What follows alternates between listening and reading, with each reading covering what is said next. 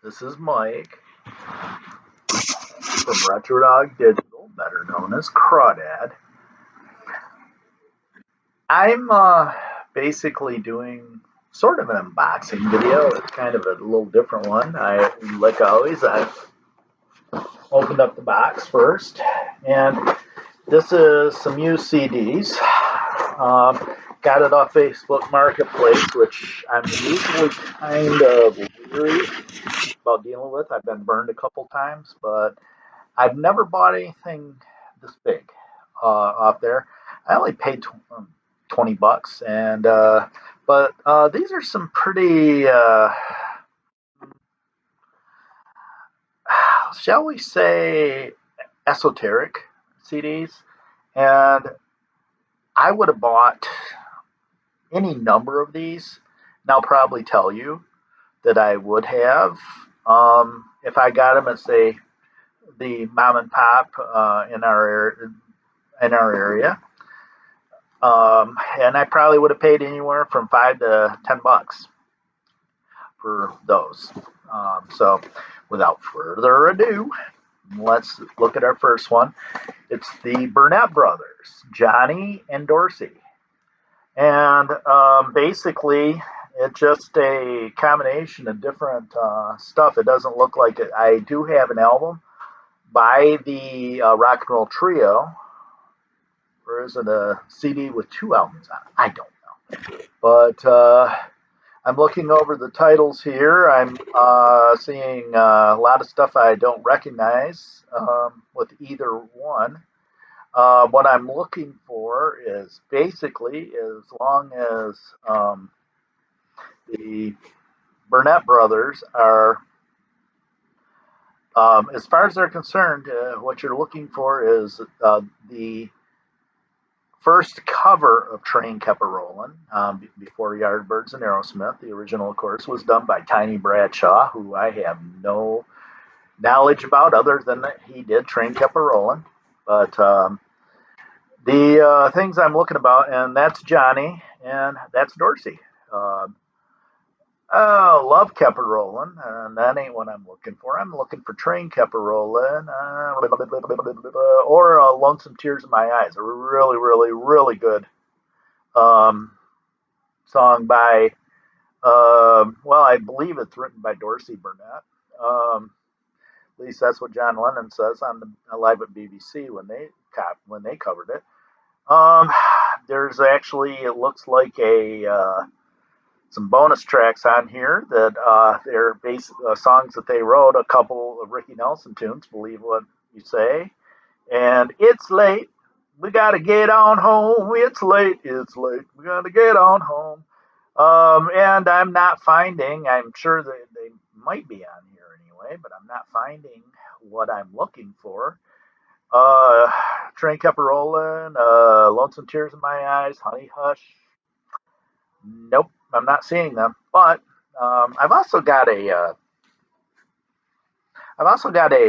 Johnny Burnett CD that I think it's two albums, and it's more in his time when he was a solo artist and sort of the Teen Idol thing, like when he did Sweet You're 16, which was also covered by Ringo, and he also did a song called Dreamin'.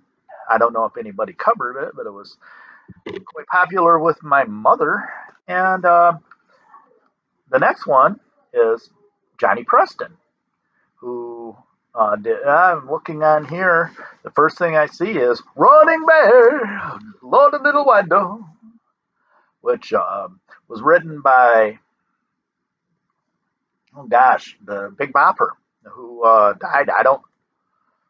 And I also see, as far as he's got a cover of Leave My Kitten Alone on here. That's pretty interesting.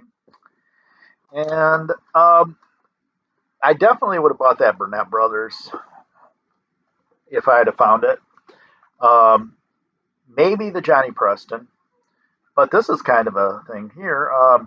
It's a combination of Buddy Knox and Jimmy Bowen, who basically teamed together, and it has Party Doll. It's 2 CDs, so it's like it's a complete roulette or recordings.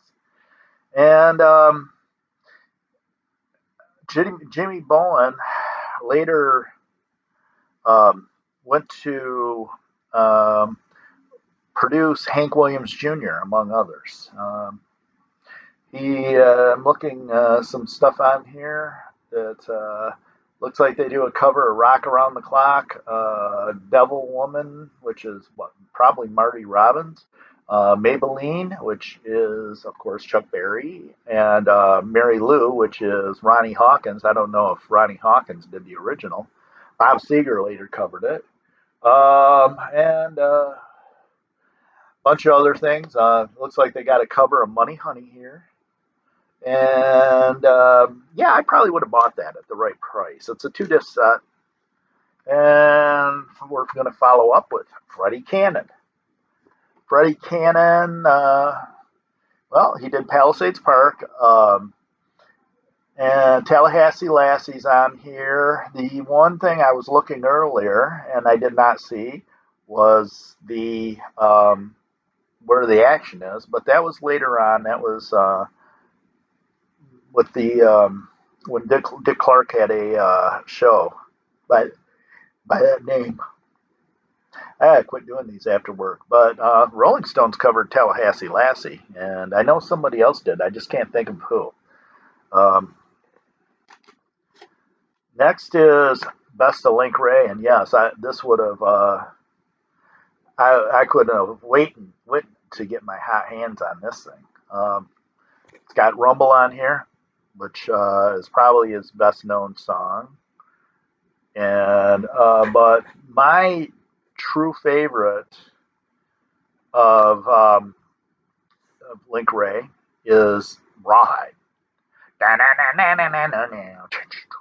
But anyway, um, and let's see what the rest of it sounds like. But I would have had this in my hot little hands immediately. And keep in mind, I only paid like 20. I think with shipping and tax, I paid like 29. So, um, but yes, this one probably at the very least, if I had got this from, well, if I got it from Dearborn Records, it probably would have cost me $4.97 at the very least, and probably more. The next thing I'm looking at is Jack Scott. Jack Scott is born and raised in South Detroit. He's from Windsor. Okay, just that joke always cracks me up. I'm sorry, but his big hit here is called, what is it called? I'm looking for my true love.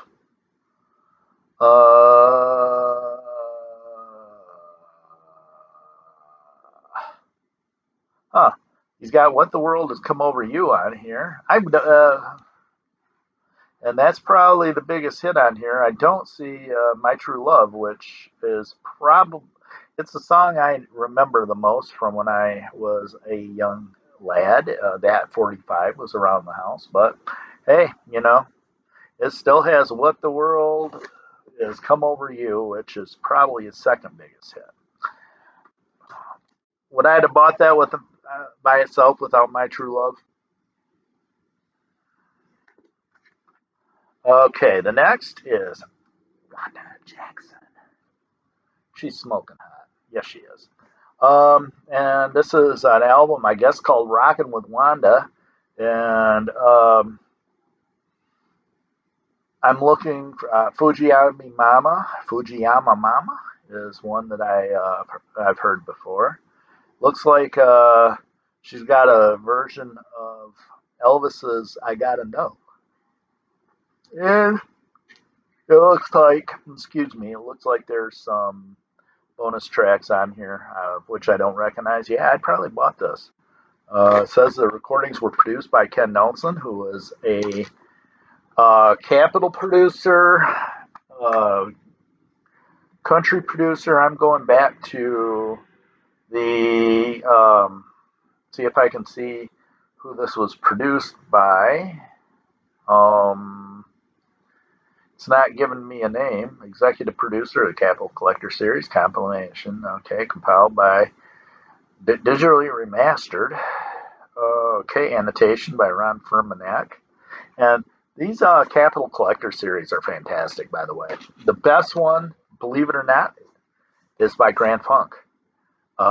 It's split in half between the Terry Night years and the post Terry Night years, and they don't miss a beat with that. But that's not part of the thing.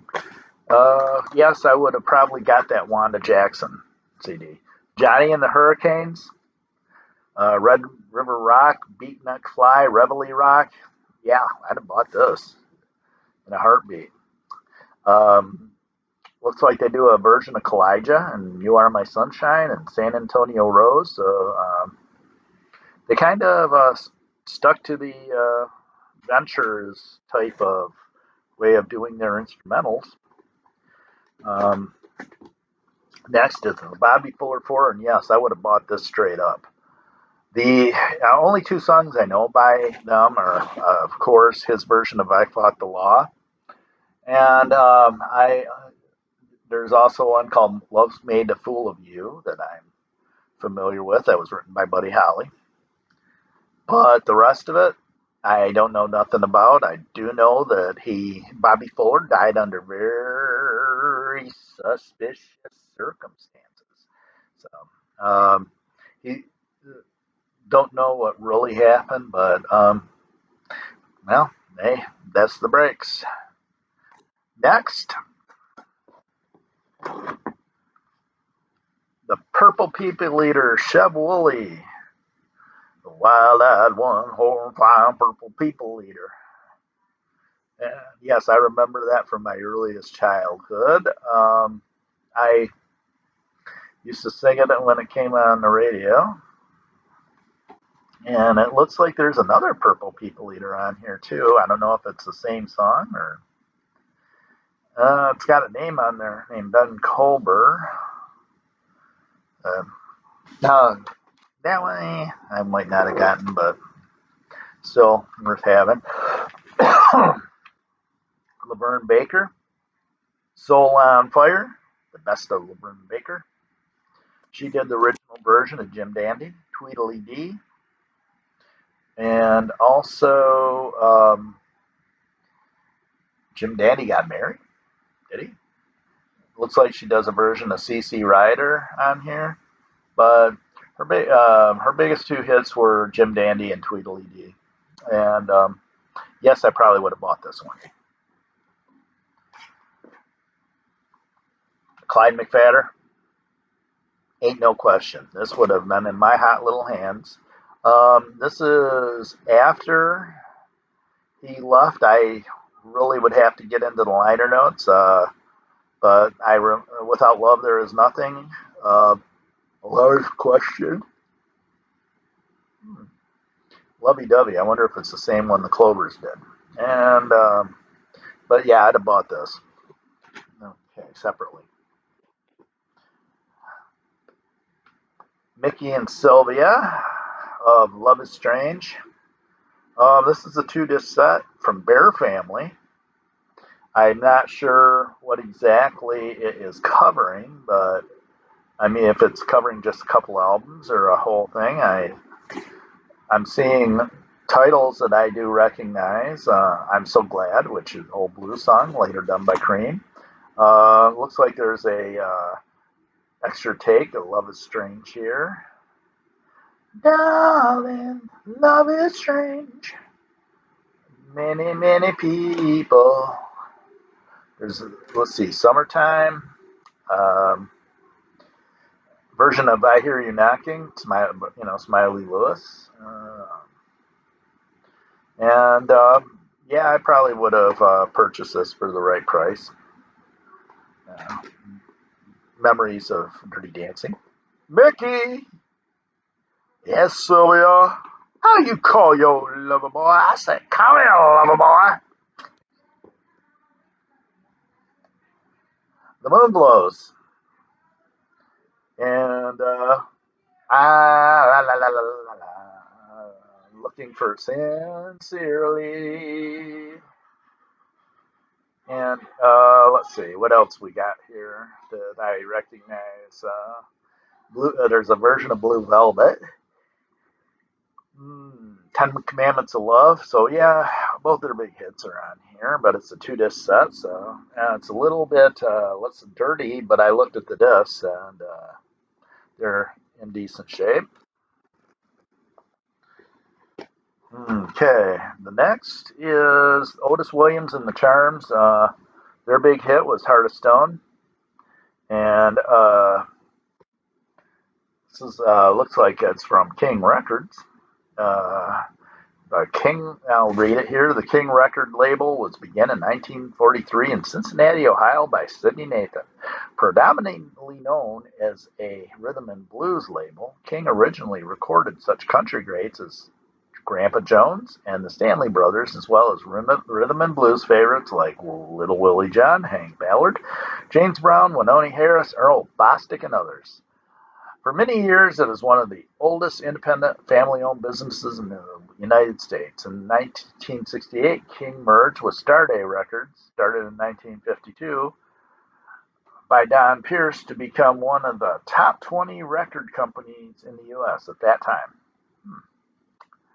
Uh, Probably wouldn't have got that one. I'm not really too familiar with them other than there's probably another couple songs in all these. I got a ton of doo-wop compilations. There's probably someone on there. Bobby Kendricks, I have no clue who this is, but it's on a collectibles label, so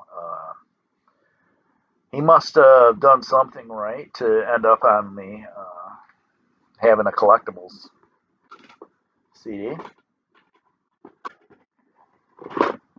Okay, Ray Smith, who is um, he was a Sun guy, and he does a version of That's All Right. He also does, really, that's the only thing I recognize. And Johnny Bush, I don't know what this is. It's definitely, the music is a lot. It says 2001 Texas Music Group. He just looks like a redneck dude, redneck country guy. But yeah, this is kind of the odd duck in the box here.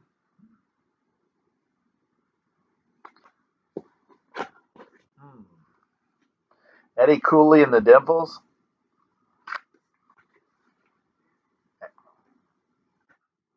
Honestly, I've never heard of them, but again, they ended up on the collectibles oldies.com thing, so they must have done something.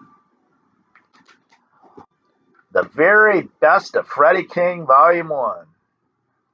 And this is probably a King disc. Well, it's actually collectibles. Um, but it does say a King Augusto King product. So we know that because his earliest stuff in the very early 60s was recorded for um, King. I think actually it was on the Federal label.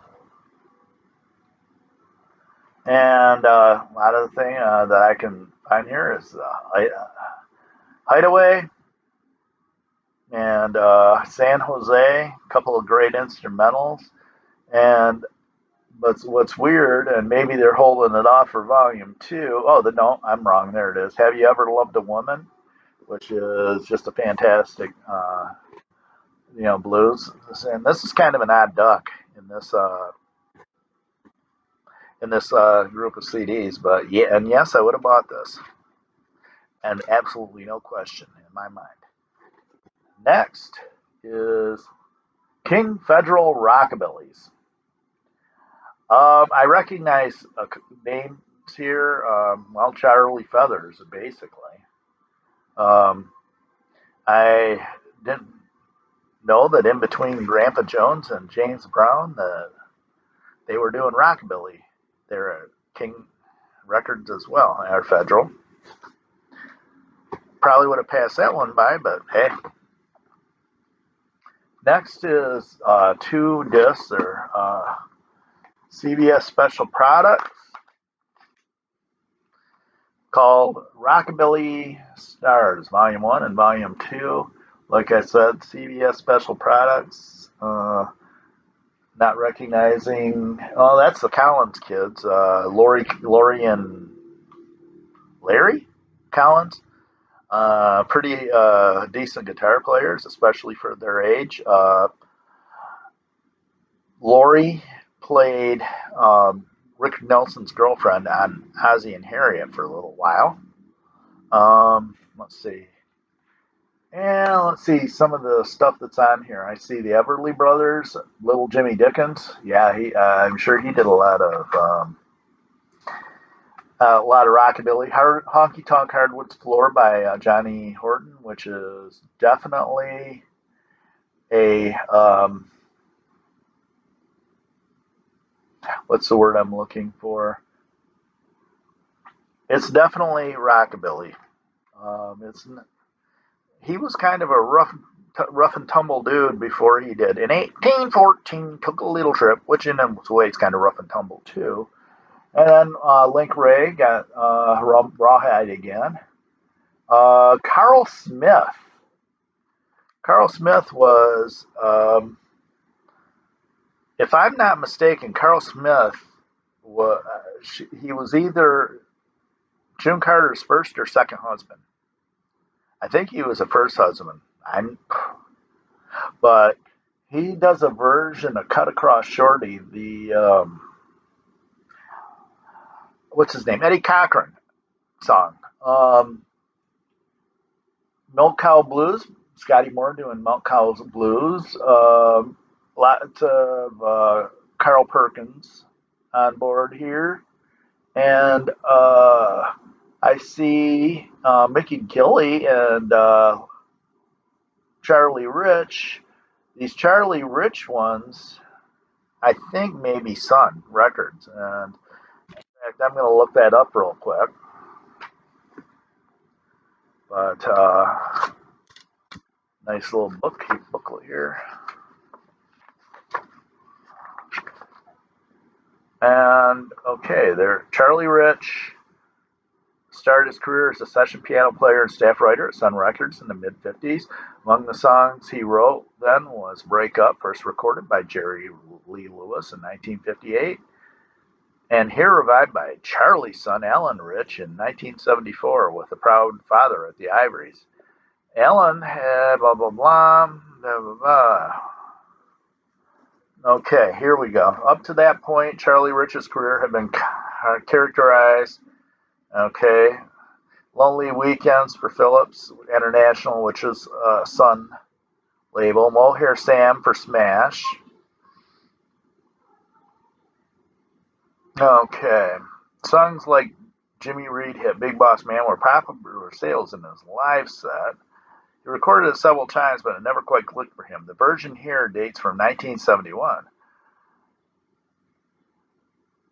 And subsequent to his success in 73, Rich reached back into his catalog for Don't Put No Headstone on My Grave and his soul for I Feel Like Going Home. The former, a 1962 copyright, had been retrieved by Jerry Lee Lewis for his London Sessions album. Rich got to it on September 13th, but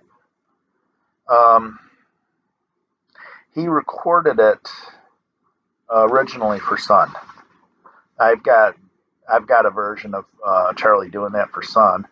Closing out the collection is Feeling Like Going Home, blah, blah, blah. It doesn't say when, which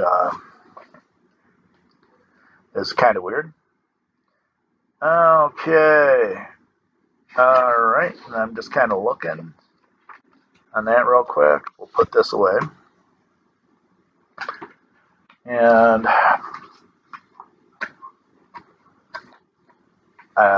there's absolutely, I don't like this lack of fucking liner notes here.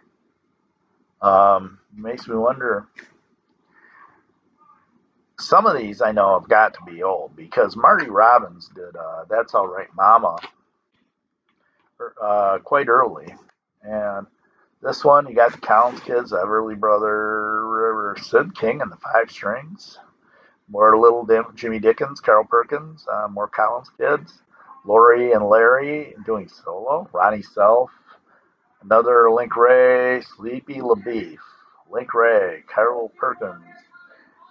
Rick Nelson doing That's All Right. That's kind of weird. That's kind of, I believe, later. I think that's actually right before he died. Okay, it says Carol Perkins doing Daddy Sing Bass.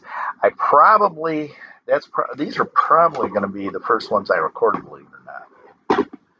I usually do them in alphabetical order. And, okay, the last thing that I didn't have is something called Rock and Roll Party Volume 2, the late 50s. And I'm looking at some of these names. And I don't, the only name I recognize on this, I think I've heard of Jesse Belvin. But the only other name I recognize, oh, there's Isley Brothers doing their song Respectable. And the only thing I recognize other is the name Billy Vera, who apparently compiled this album. And I've got two discs that I've already have, which one is the Ultimate Otis Redding, and the other one is Bobby Bear the Hits, 16 Biggest Hits. This is kind of a mixture of stuff. It's a really good CD. Um, does his early RCA hits, such as Streets of Baltimore and Detroit City, and it goes into his middle years. That's how I got to Memphis. That is,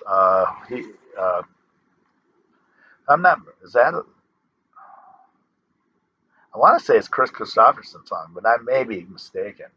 Um, but when you get into like Maria Laveau, The Winner, Drop Kick Me Jesus, Through the Goalposts, Alive.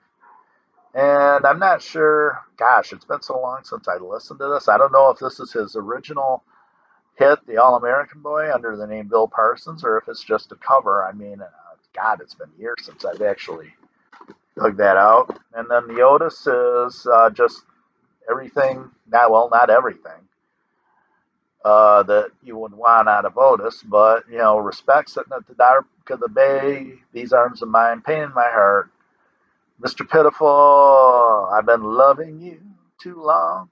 His version of Satisfaction. I do know his version of Day Tripper isn't on here, and that's too bad. But Tramp with Carlo Thomas. Trident Little Tenderness, of course. And, well, like I said, altogether, tax and shipping, I paid around $29. So not a bad haul for 1, 2, 3, 4, 5, 6, 7, 8, 9, 10. I believe it's 28 CDs. So it's 26 titles, 28 CDs, two of which I had. So technically, I paid a little over $1 a CD. And I probably, no, if I had went to Dearborn Music, that probably would have cost me this, everything in this box altogether from Dearborn Music probably would have cost me about 150 bucks. So yeah, I'm pleased with that purchase.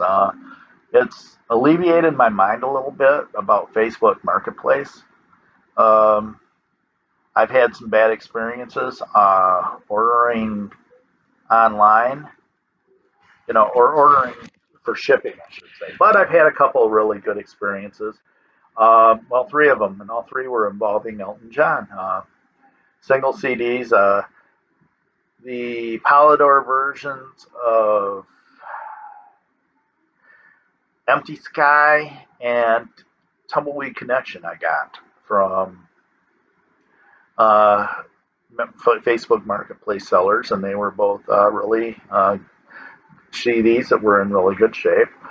And the other one was a compilation called Your Songs. And that, okay, that's on the screen. But this here is probably Blue Slobber. You know, he'll get up here and he'll, well, but it looks like I've been on here a half hour for, well, basically nothing. So, hey, hasta la vista. And I got to find an ending tagline like Walter Cronkite. Well, that's the way it is. Or uh, peace. You know, Dan Rather. Keep on rocking and don't stop knocking or something like that. I don't know. But I'm signing off in any case. Have a good night.